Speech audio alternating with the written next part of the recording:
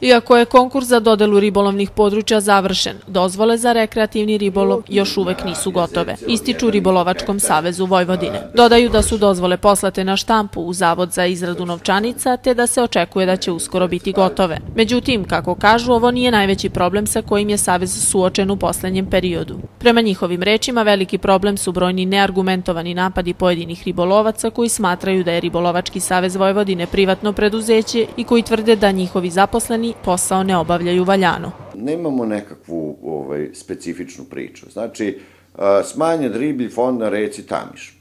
Dobro, smanjen je svugde riblji fond. Je li to dobro? Nije dobro.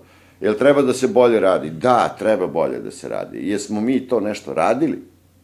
Ili je istina da ono što oni tvrde da nismo radili ništa? Pa, eto, baš povodom te prijave imali smo inspekcijsku kontrolu, gde je konstatovano da smo upravo na tom terenu u poslednjih 2 meseca oduzeli 6 km mreža. Činjenica je da ne valja što ih toliko ima. Jovanović ističe da se Ribolovački savez trudi da što je više moguće očuva riblji fond, ali da mu trenutna finansijska situacija ne dozvoljava povećanje broja ribočuvara. On dodaje da je u cilju očuvanja postojećeg ribljeg fonda savez pokrenuo i potpisivanje peticije protiv privrednog ribolova. U istom momentu taj pojedinac iz Pančeva ili nekakva nepoznata grupacija ujedinila se sa Alasima, sa asocijacijom Alasa Srbije, ujedinjuje se sa ribarima i zajedno pokušavaju da vode nekakve bitke protiv Ribolovačkog saveza Vojvodine.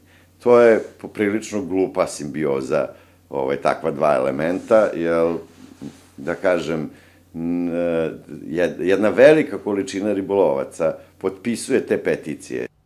Jovanović podsjeća i da se naredne nedelje održava i prvi fishing show, koji će biti posvećen isključivo ribolovcima. Osim predavanja i konsultacija u vezi sa brojnim temama iz sveta ribolova, posetioci će moći i da obnove svoj pribor i da se pripreme za prolećnu sezonu. Ova manifestacija trajaće od 18. do 20. marta.